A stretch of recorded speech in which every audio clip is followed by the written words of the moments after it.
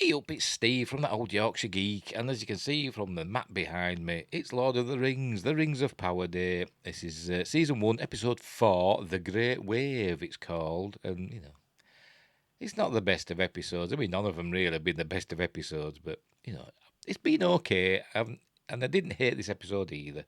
So, we'll just do the intro, and we will get on with it, shall we?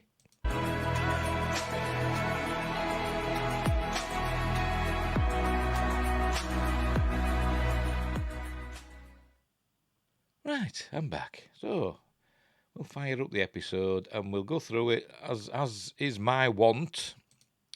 There we go. There's the logo, the Amazon logo, and I think we have a what they call it, a previously on. So obviously we're going to be seeing the dwarves this episode. We don't see the hobbits. Sorry, Harfoots this episode, thankfully. Which means we also don't see the stranger again, thankfully, with the cat weasel. Right. So anyway, more recaps. They arrived at Numenor. Can't roll my R's. Everything's got a rolled R. Every name has got a rolled R, according to her. But I think she forgets one time in this episode. She says Numenor, but she doesn't roll her R in it.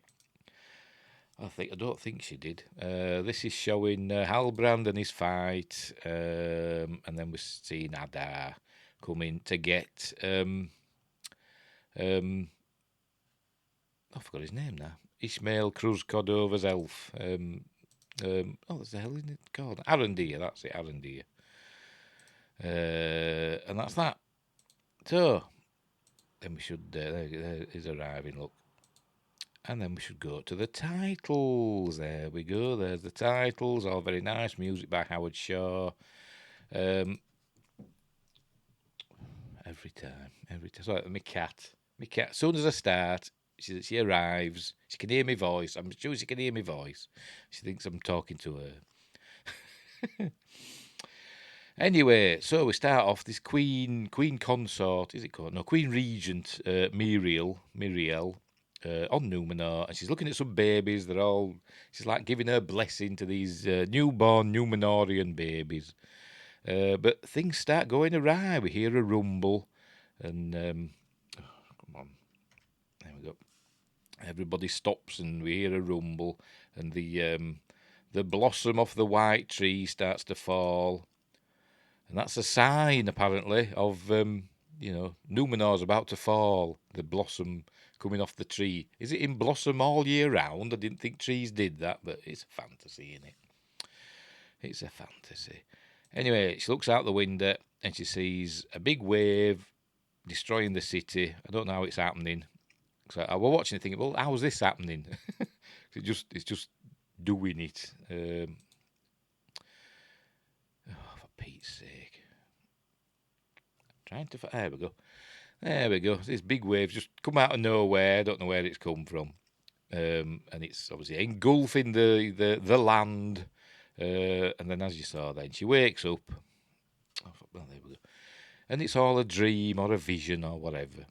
But we learn later on that she's actually seen this. They've got a palantir, that them like crystal ball sort of things that we saw in, the Lord of the Rings. She's got one of them and she's seen the vision in that, so she's always having nightmares about it. So that's that. Go on, there we go. There's crowds gathering. One of the chaps that Halbrand leathered in the last episode is kind of. I don't know if that's him. I'm pointing at him, but I don't know if it's him or not.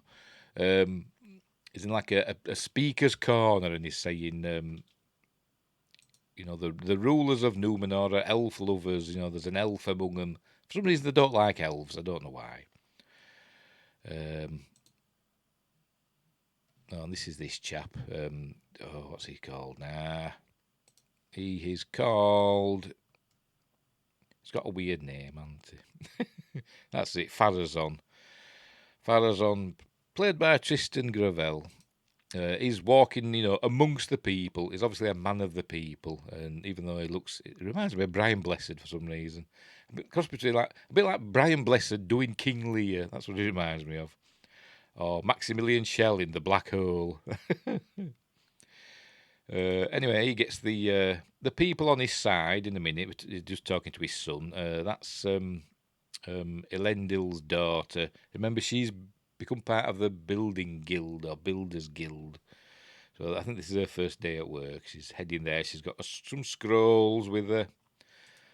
There's this crowd gathering. The chanted elf lover about the queen. So he intercedes, and I thought he was going to defend the queen, but he doesn't. He kind of says he's not going to let Numenor, become an elf lover's paradise or whatever. So he says, leave it with him and he'll sort it out. And they're all cheering his name. So obviously he's got political ambitions.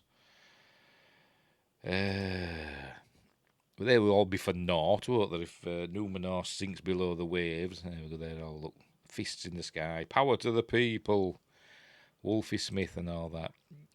People outside the UK thinking, oh, the bloody hell's Wolfie Smith. It was a comedy series. Anyway, this is Pharazon's son. Is obviously striking up a budding romance with, is it Eliandil? I don't know. I can't pronounce any of the bloody names in this series. Go on, I'll say it down here somewhere. Yeah, Iarian. And I bet you've got to roll your R as well when you say it. I bet you have. So he wants to shack up with her, obviously. And she doesn't seem, she doesn't rebuff him, let's just say that. She ends up going to dinner with him later on. Right, Vinegar Vera's here, having a audience with the Queen Regent. It is Queen Regent, isn't it? Am I saying that right? Because I kept saying Queen Consort last week, didn't I? Because I'm an idiot. Because it's all in the news, isn't it, about, the new King of England and his Queen Consort. So that were on me. That were on me mind, obviously. She's the Queen Regent, yeah, Miriel. Because she's ruling in the stead of her father, who we found out is really ill. He's like, at death's door, he's bedridden. Anyway, she's having a meeting with her, and she's been the usual, abrasive self. She's still horrible all the way through this episode. She's a hateful character. And I'm going to call her Vinegar Vera. But here we go, there she is. I mean, she's super pretty, isn't she? She's no Kate Blanchett. She's no Kate Blanchett, is she? But she's super pretty. But she's not playing this part well. She's, like I say, she's Elf Karen. But there we go. So she's, having a go, basically. She's, she keeps going on about the, the war that's happening in Middle-earth and the need to stand together, blah, blah, blah, blah, blah, blah, blah. And she don't want any of it. So she's decided she's going to send her back to Valinor. Well, not back to Valinor, to Valinor. He's going to send to Valinor or back to Middle-earth to the, where the elves live in Middle-earth. I can't remember. I don't know what's happening there. I've just paused it at an inappropriate time. She's shouting and bawling over something. I just finished watching this episode not like 5-10 minutes ago before I started doing this, and I forgot half of what happened in it. Not a great deal happens in this episode. Obviously, some stuff happens. This is Isildur. Remember, he doesn't want to be a sailor. He's decided he's not going to be a sailor. But this is their like apprentices' final test voyage thing, sail, whatever. And he just throws it all away, and not only affects him, his friends that are with him. There must be like a group, there must be like a gang of seamen. Stop it. There must be classed as a group that work together. So his incompetence, not his incompetence, but his, throwing it away, his apprenticeship, gets them booted out as well. He gets kicked out of the Seamen's Guild or Sailors Guild, or I don't know. But they do as well, so they're not happy with him. Here they are. They're back on land now. They end up coming to blows. He's ruined their lives. So then we cut to Arondir. Remember, he's being captured by the orcs. Here they are. Look, great makeup. I must admit, I like the orcs in this. Not sure of these bone helmets though, but never mind. So Adar comes. There's an orc that's injured on the floor. It tells us his name. Don't ask me. He's injured on the floor and he's coughing and spluttering. I presume it's one that Arondir's injured, and Adar comes and sends him packing. Strokes his orc head and stabs him and sends him on his way to the orc afterlife. I'm sure they've got one. There we go. That's what he's doing there. There we go. Uncle Benji from Game of Thrones. Played by Joseph Maul. Is that Maul or Mowie? I don't know. I can't say. My eyes. So he kills this orc, and they take him away to do whatever they do with him. Obviously, he didn't kill him out of spite or anything. It's just, it's a mercy killing. Because as I said last week, in my head canon, orcs are really hard to kill. You've either got to chop their heads off, or really, chop them into bits to finish them off. Which is why we saw them in the Peter Jackson films with like brackets and things holding them together. Instead where you'd see people like bits and stitched up. In orcs, they're basically bracketed themselves together, with iron plates and stuff. So they're hard to kill anyway. But he knows how to do it. And as we can see, he's an elf, but he's all scarred and stuff and pale of skin. He's not the glowing elf that we used to. But not many elves in this Rings of Power glow, do they? They're not the ethereal beings that we know from the Peter Jackson films. Anyway, so he has a chat with Arondir. And he tells Arondir to go back to the watchtower. Remember the watchtower where he'd spent the last 70 years or whatever with his kin, who are now dead. It tells him, and we learn that the people of the local towns around that area, the men of the local towns, and women and kids, have gone to the watchtower. And so he's telling Arondir to go there with a message. So that's what he does. And I still think he's the best character in the film, so I'll go back to him. Not film, series. Tell you, I bet I can't land on a shot of him. There he is. I still think he's the best character. He plays it the best. He's this stoic, elf. He don't have a lot to say, but when he does say something, it's important. And I do think he's the best character. So there. So no. Hang on, where are we? Right, so this is the elf tower. I forgot what it's called now. It's got a Middle Earthy type name, but I can't remember what it is. The watchtower. So they're all arriving there, and apparently people from other towns are arriving now. So they haven't got a lot of space, and they haven't got a lot of food.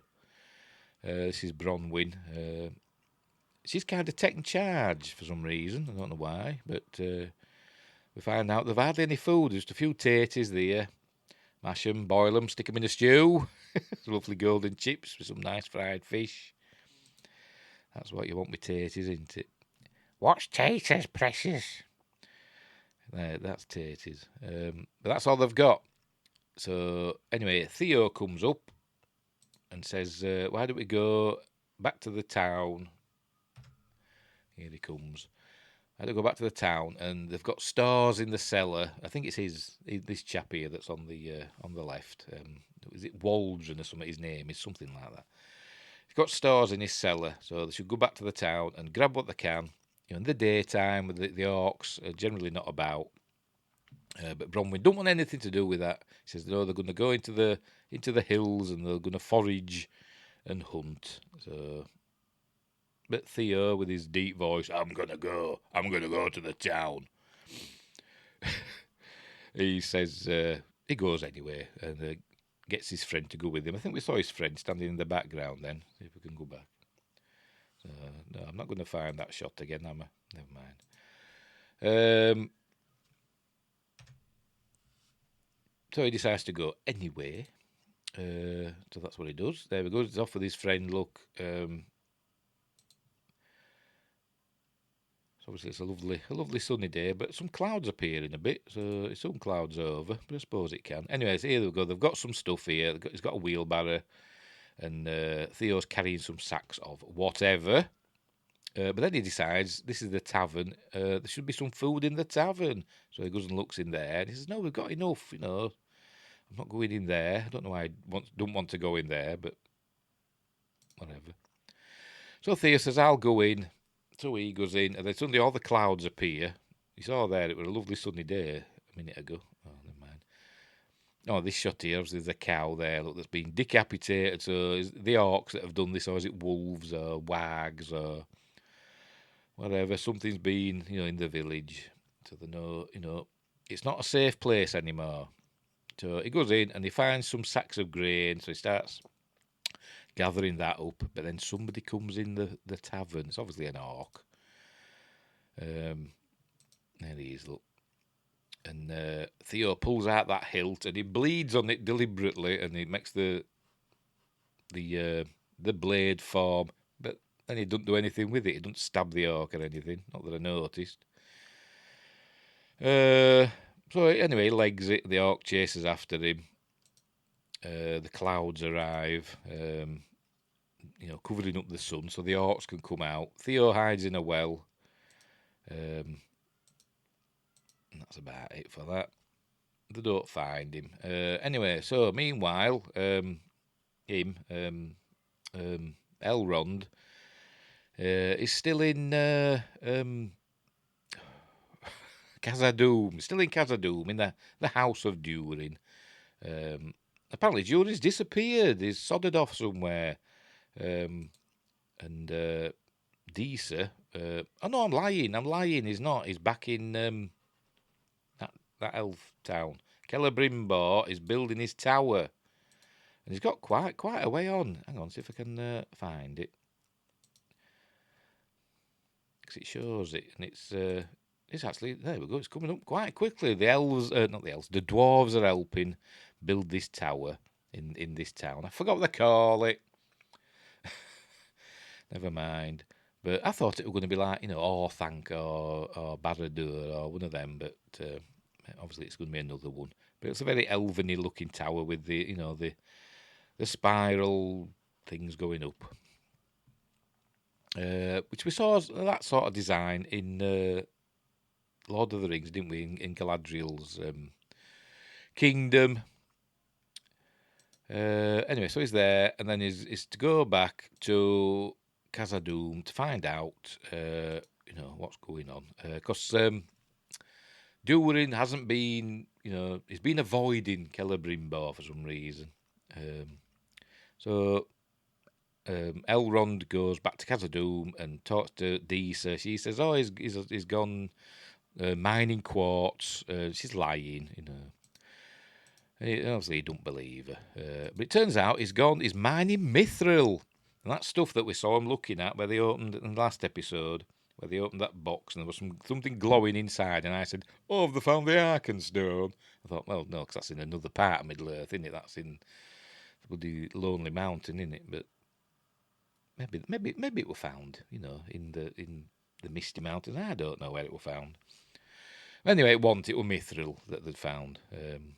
Which is harder than dragon scales and light as a feather and all that. So they found that, and it's new apparently. They haven't found it before, so it's a new ore. They call it a new ore. And in the Elven tongue, it's called mithril. In the dwarf language, it's called something else. Anyway, he works it out, basically. They fob him off, but he works it out. And I think he can lip read because he's watching them from a distance. He's watching Durin and Disa talking. And he works out where Durin's been. So he goes there, and Durin meets him there. Oh, this is him going to the place. Because it's a hidden passage to get to where they're mining. Because the king has said, has forbade Durin to do this this mining of this mithril because it's too dangerous. But he's gone anyway, which is why it's a secret. Anyway, Durin says to Elrond, promise, hand on the mountain, promise that you'll not tell anybody. So he does. So he goes and tells him about the mithril. But then there's like a collapse or something, and some dwarves are trapped. And but then we go back to I think it's in Numenor. I think. I do believe. There we go. Yeah. Oh yeah. Yeah, she's being put in the slammer. Because she's got no give. She's just horrible to everybody. And the Queen thought, shite to you, you're going in prison. So that made me laugh. I think it's the only time I've laughed actually. And he says, "So what are you in for? A tavern brawl?" And he says, "No, it's sedition. Yeah, we should keep your big fat gob shut, shouldn't you, love?" Anyway, so they're both in prison now. And then the Queen decides that she's going to send her back under guard. But meanwhile, that's the brother and sister, Isildur and Iarion. She finds out that he's ruined his life basically. With the Seamen's Guild. Then what happens? Is she still in the cell? I think she is. Oh no! What's the face has taken her out of the cells. Have I missed a bit here? Oh, yeah, she's taken her to see the king. Yeah. Oh, I've gone too far. Look, she actually escapes. I forgot. I said the queen. We're going to send her back under guard to the elves. So some guards come, and obviously she quickly disarms them. See if I can find that bit. Here they come, look. Here the guards come. Oh, hang on. Here the guards come, and she quickly dispatches them. I don't think she kills any of them, but she locks them all in the cell, apart from Pharazon.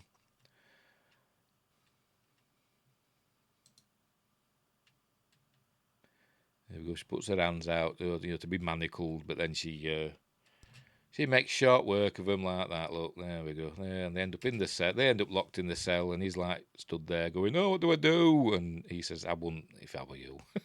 Just let her go." So she's going to see the king now. So that's what she does. They're having their chat. Don't care.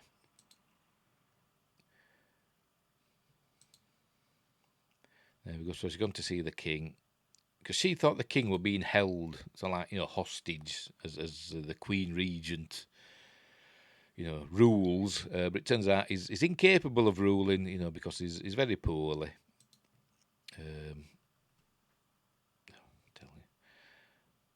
And so she's sorry.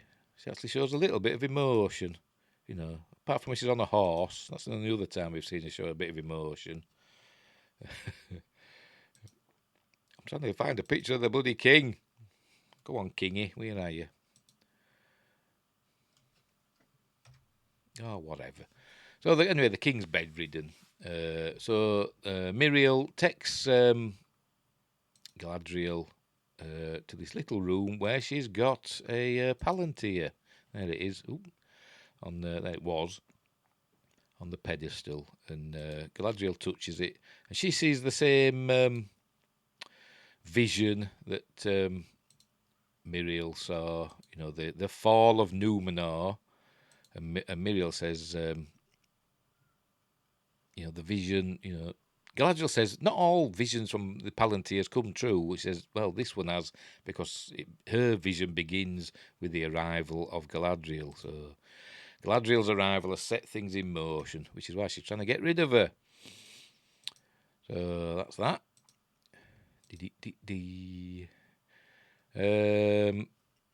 Back at the watchtower, aren't we? There's a lovely Bronwyn, and the Theo's friend has got back, obviously without Theo. Theo's still hiding in the well. Anyway, he decides he's got to get out. So then we get a bit of Assassin's Creed going on here. A bit of stealth. So he's hiding from the orcs. And he hides in the long grass, and they don't see him. So he's doing all that. So obviously the writers, like playing video games, don't they? They must do. So they've played a bit of Assassin's Creed and written it into this. But he gets caught anyway. um, I think it's the original orc that he fought in the tavern earlier on. He captures him. There you go. He's got hold of him. Look, and the orc's about to kill him. But then, see, I come too far again. God, I'm hopeless. There you go. And but a sword runs him through. Are you ready? Deader. And then I think he got his head chopped off. For good measure, maybe. Or his throat slit. Oh no, his head comes off. Look, there we go. Nice bit of gruesomeness. And it's Arondir has arrived. Remember, he's been sent, to give the message to the people of the Watchtower. So that's that. So he escapes with Theo. They're heading to the forest here. They're running. Orcs are giving chase. So this is quite an exciting little scene, I suppose. There's arrows flying about, and he catches them out of the air and fires them back and stuff. And then Bronwyn arrives. Anyway, they all leg it. And it must be, the sun's about to rise. It's almost dawn. So they head for a clearing. There you go. They head for a clearing. The sun comes up, and obviously the orcs don't want to go into the sun. They can't travel any further. They're firing a few arrows, but they've escaped. So that's all nice. Deesa's they're doing like a song. They're singing to the mountain, singing to the rocks. Remember there was that landslide, the cave-in, and apparently 4 dwarves were trapped. So she's like singing to the rocks to release the people, the dwarves, and help them. It's a little ritual they're doing, and it's a bit over the top, but whatever. I can imagine it's something Tolkien had to put in, because he liked doing songs and stuff, didn't he? There she is. You see, she's got a little bit of fluff there, so she's not completely beardless. I mean, she might as well be, but you wouldn't mistake her for a male dwarf, would you? Like Gimli said, they're often mistaken. They look so similar. They're often mistaken for male dwarves, but you couldn't mistake her for a male dwarf. Anyway, it turns out he comes back, look, just during, and he says they've got him out. They're all alive, so that's a happy ending. So there we go. So maybe her song worked.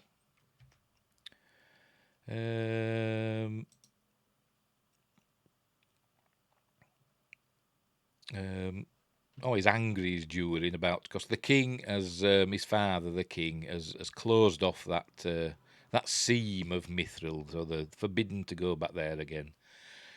So he's angry and he's saying, I don't want to talk to the old goat again. But then Elrond has words with him and tells him that, he'd give anything to have one last conversation with his father. So, don't waste time being angry. So Durin goes, talk to his father in a minute. There we go. Goes and talks to him, and he thinks his dad's angry with him, and his father says, "Well, yeah, he can be angry with him, but he says he loves him. He don't say it in words, but he loves him. Whatever, even when he's angry." So they have a nice little moment, and then we find out that he's being asked to go back to Linden with Elrond, and he said, "Should I accept?" And then they decide that it'd be good if he went and he could find out what the elves are up to, because they think the elves are up to something. I don't know what, but maybe it's with them building this tower or something. I don't know, but they think the elves are up to something. So he decides to go to see if he can find out what's going on with the elves. So that's that. Oh, crikey. This is back at the Watchtower. Arondir tells Bronwyn the message from Adar, and his message is surrender, basically. Give the land to him and swear fealty to Adar, or the orcs will come and kill them all, basically. So So if they swear fealty and give up their lands, they'll be allowed to live. Otherwise, they're coming for the watchtower. I can't remember what they call it. Something like Othinnick is Octhin. I don't know. I don't know. Anyway, so this Theo, he has a look at his hilt again. I think that he made the blade longer, and I'm sure it's shrunk back down again. But then we see this. Is it Walrand or Waldron? We see this chap again, and this is where we've seen it in the trailers, where he says, you know the name Sauron, and apparently they've both got, because of the hilt. The hilt were Waldron's. They've both got this like scar on their arms, and it seems like Waldron is is an ally sort of Sauron. He's